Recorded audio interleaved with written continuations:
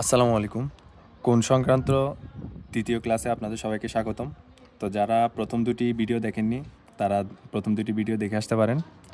তো এই ভিডিওটা আমরা আলোচনা করব অন্তস্থ কোণ, বহিস্থ কোণ, একান্তর, অনুরূপ এবং বিপ্রতীপ কোণ নিয়ে। প্রথমে আসি অন্তস্থ কোণ কাকে বলে।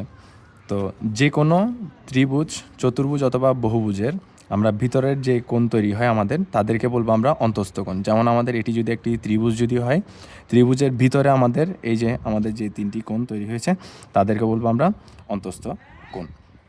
বহিস্থ কোণ, বহিস্থ কোণ হলো আমাদের কোনো ত্রিভুজ, চতুর্ভুজ অথবা বহুভুজের যে কোনো একটি বাহুকে যদি আমরা বর্ধিত করি, বাহিরে যে কোণ তৈরি হবে আমাদের তাকে বলবো আমরা বহিস্থ কোণ।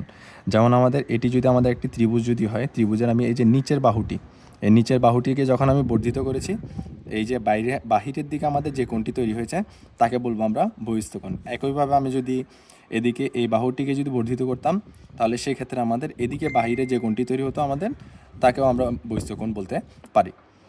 তো পরবর্তীতে আসি আমরা অনুরূপ, একান্তর এবং বিপ্রতীপ কোণ নিয়ে আলোচনায়। তো অনুরূপ, একান্তর এবং বিপ্রতীপ কোণ নিয়ে আলোচনার আগে আমাদের জানতে হবে দুটি সমান্তরাল সরলরেখা কীরকম। দুটি রেখা যদি আমাদের মধ্যবর্তী দূরত্ব যদি সর্বদা সমান রেখে যদি চলতে থাকে তাদেরকে বলি আমরা সমান্তরাল সরলরেখা। ওই সমান্তরাল সরলরেখার মধ্য দিয়ে যদি আমরা তির্যকভাবে একটি ছেদক বা একটা রেখা যদি কল্পনা করি, তাহলে ওই রেখাটি আমাদের সমান্তরাল সরলরেখা দুটিকে দুটি বিন্দুতে ছেদ করবে, তাদেরকে বলতেছি আমরা ছেদবিন্দু।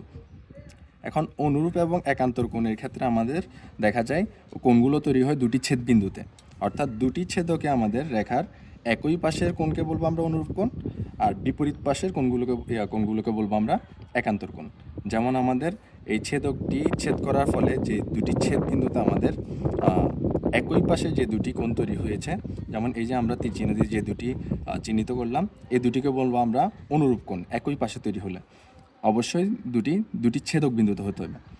তো একইভাবে আমরা যদি বলি দুটি ছেদক বিন্দু কিন্তু আমাদের রেখাগুলো যদি বিপরীত পাশে হয়, ওই ক্ষেত্রে আমরা কোণ দুটিকে বলবো আমরা একান্তর কোণ। যেমন এখানে এই দুটি যদি আমাদের ছেদক বিন্দু যদি হয়, সেই ক্ষেত্রে আমাদের এই কোণটি এবং এই কোণটি দুটি বিপরীত পাশে রয়েছে, যার কারণে এই দুটি কোণকে আমরা বলবো একে অপরের একান্তর কোণ।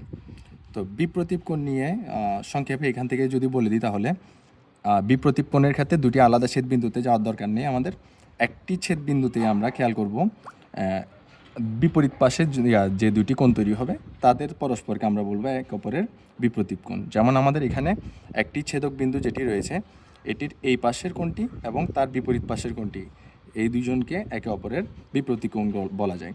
একইভাবে আমরা বলতে পারি এই ছেদক বিন্দুতেও এই যে এই পাশে একটি কোণ, এই পাশে একটি কোণ, দুটি বিপরীত দিকে রয়েছে, তার মানে এই দুটি কোণ হলো একে অপরের বিপ্রতীপ কোণ।